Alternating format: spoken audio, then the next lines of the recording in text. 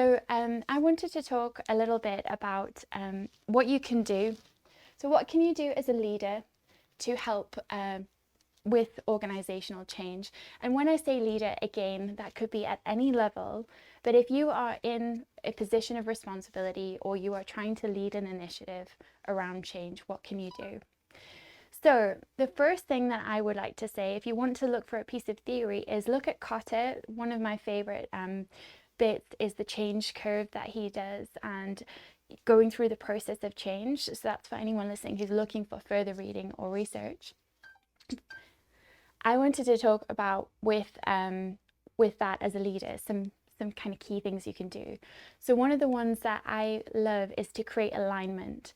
So tell people what you're doing, maximize communication. So keep your emails informational, factual. If you don't have the information, tell them. So, one of the things when I was studying my MBA, it was during the COVID pandemic, and actually as students, we were receiving a lot of information every day. We didn't know whether we could go into a class. We had international trips planned, we had consultancy things planned, and we didn't know what was happening. But one of the things that I really liked about the way that my university handled that was they gave us daily briefings. And so those daily briefings would contain information about things that were happening. But one of the key things was if they didn't know an answer, they would say, we're working this out together. We have a task force on this. We have a dedicated resource to looking into ways to support you. There is some funding you can apply for. Here are some resources. Here are some resources to support your mental health. And so I think that's one of the key things, is actually aligning your creating that alignment for your teams so that they know the journey you're going on. But even if you don't know yet, also having that communication around that and saying, some things we haven't figured out quite yet, but we know that something needs to change. And so we're going to take you on that journey. We're going to do it together, and we're going to figure it out, but we're going to give you the information as it comes in and, as we can. The other thing is to spark motivation. So to spark motivation to me means to actually get people energized. And sometimes that can be, and this is used in change management a lot, it can be controversial depending on how it's used. Sometimes you force people into change, and you see this where there can be, with the UK as an example, or the global, everyone being forced into a lockdown. That was something where the government had information or knew that something had to be done. People had to be supported and kept safe. So they forced people into lockdown pretty much overnight. And so that's something that can be really useful to create a catalyst for change, whether it's in a business or in some other way. And it can be used sometimes negatively. When you have people, you might turn up to work and find out that that company's been liquidated and you don't have a job. So it can be used in a detrimental effect as well. But this is why it's so important to take your people with you, create that alignment, maximize the communication, tell them what's going on, and then spark their motivation to come on the journey. So bring them with you, even if you're saying, hey, I don't know what's going on, but I'm gonna, roll up my sleeves and I'm gonna get in here. I'll never forget when I worked in a waitressing job. I was a staff trainer for Nando's. I would always see the best managers for me were the ones who, at the end of the night, they'd finished all their finances, they'd done what they needed to do. They would check the quality and standards of the restaurant, so they wouldn't just be rushing off. They'd make sure everything was done and clean, but they would actually lend a hand and take some trash out or help with some mopping. And it was that kind of signifying that we're all in this together and we're all going to do this together. And it made you want to work harder because you knew that your leader was there by your side. The other thing is to develop capability. So to help people to actually do what they need to do in their roles, and that could be through extra training, through extra support, but you need to have that structural support around people in their team. It's also worth remembering that people respond to change in different ways. So if you have diverse teams, which many of us do, and they are becoming more and more diverse, you may have people with different needs. So for myself, I'm neurodiverse. I might not receive information in the way that somebody else gives it to me. So one of the challenges that we can have as leaders is we can believe that everyone is understanding what we mean, and that's not always the case. So that's why, back to the communication piece, if you can be clear, if you can share boundaries or deadlines or expectations and make it really, really, really clear, that is so important. And then the last thing is just to share knowledge and just keep that conversation going, just keep talking, keep sharing the journey you're on. So I wanted to reflect very briefly on a time where I've had to be a leader like this, but where maybe I wasn't in a position of huge power or responsibility. So I was working on a project where it became quite tense. We were working with some community partners, and it was a very high profile global project. And what happened was some of the project, the communities who were involved felt that certain creative talent was being brought in from all over the world at a high cost to funding and things like this, whereas local talent, local creatives were being kept away from opportunities that they could have applied for, been paid for, and that would have saved travel. It would have been more environmentally friendly. It would have supported their industry. It would have supported these creatives to develop new skills.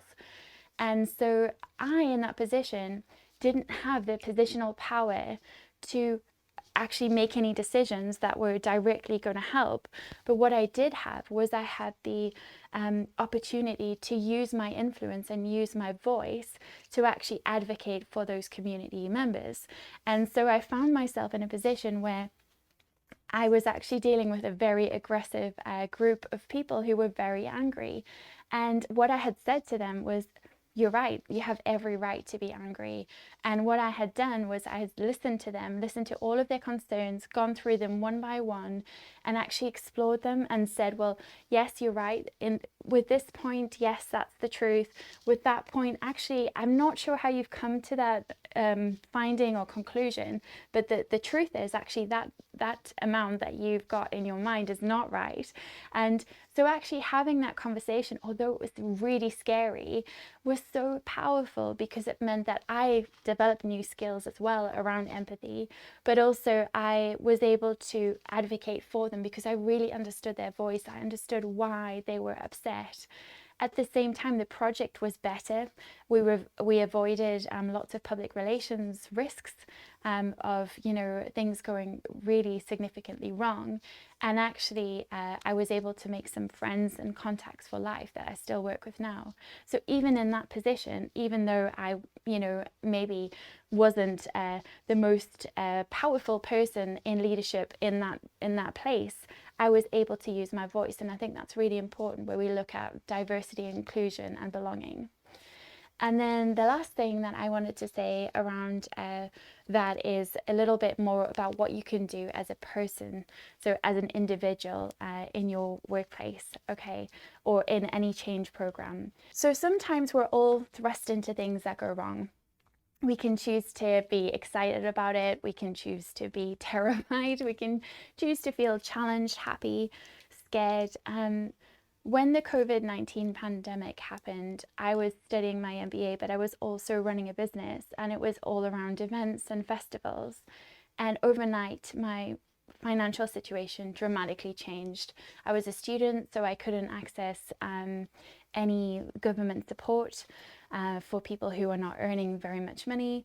My business, all the projects weren't happening because there were no events, and I wasn't able to apply for various government schemes. So I found myself in this situation where I was thinking, what do I do? How am I going to cope with this? And so some of the things that I wanted to share that you can do as an individual are, if, for instance, someone said to you, we're going to change our staff, we're going to do a complete restructure, we've got 3 senior positions, your team of 10 is going down to 5, you can decide what to do, and you're thinking, how am I going to pay my mortgage? I actually don't know how I'm going to, pay for my kids' childcare, or whatever your personal circumstances are. It can be very hard to be positive in times of organisational change when you don't have the resilience and the resources. So actually building your own resilience is really important. So there are some things that you can do there. One of the things that I would recommend to do is to consider the stories you're telling yourself, and be very kind about the self-care and, the self-talk that you're actually indulging in. So sometimes when we are rejected or when things go wrong, it can be very easy to stop focusing on that negative criticism. So you may find, for instance, if you were let go from a job, the first thing might be, oh my gosh, they hate me, or I can't believe they did that, they don't appreciate me, or any of those things. But it could be that actually there just isn't the funding anymore. The funding's ended and there isn't a role, and it is that simple. And unfortunately, this is where we can have some tensions and conflict around different personality types, but also that way of interacting with change. Because if you are a process-orientated person or a transactional personality, where it's very much about how things are funded, the processes, the outputs, you can sometimes understand being rejected a little bit more. But sometimes if you're more on the empathic side, and if you're more into personality and people, it can feel like you've been rejected, no one likes you, you don't have any value, and that can be really hard. So some ways to help you get through that, to get your next job, to be a better leader, or to deal with that, are to actually, as an individual, take the responsibility. You can upskill yourself. This is really important. Are there any new things you can learn or read, or new vocabulary? So for instance, you could listen to podcasts, you could read, you could watch documentaries about change, or whatever you're dealing with. I find this so helpful. So when I was going through that phase of thinking, how am I going to make this work? How will I create a business? I actually threw myself into learning about online courses, and actually that really helped me to develop new skills and knowledge and grow.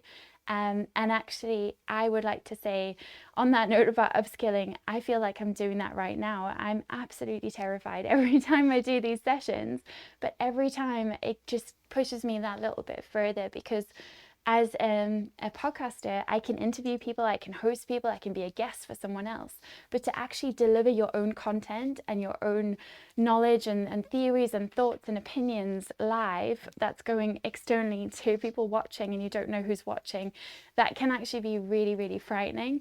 So I would say that upskilling part is really important. Actually, that growth curve, we don't grow if we're not uncomfortable. So how are you going to support yourself through that? At the same time, there are things like self-care. I'm not saying that self-care is the solution to burnout, for instance. I've done a session on burnout for this show, and I do believe that with burnout, prevention is cure. And I think actually organizations have more responsibility than ever to make sure their staff do not burn out. But what I am saying is there are simple things that don't cost any money that you can do to help support you and give you more resilience going through organizational change. And so those can be, sleep. Try to get extra sleep at night, cut down on your caffeine, drink more herbal tea if you can, write, journal, exercise, go for walks in nature. It doesn't have to be bubble baths, it doesn't need to be expensive. It might be going and walking around and taking in a new city, or admiring the architecture somewhere. Whatever works for you, but self-care can be really helpful in developing that resilience. And then self-promotion is a really important one, actually. So that sounds kind of weird. I've just talked about self-care and upskilling, and now I'm talking about self-promotion. But actually, if you are in a position where you might have just lost your job and you are wanting to get another job or be promoted, or you want people to see you, actually having that positivity and that, approach to looking for something else. So going and searching for networking events you can go to, going and finding out more about people, learning about things, telling people what you're doing, telling people what you might go and do next.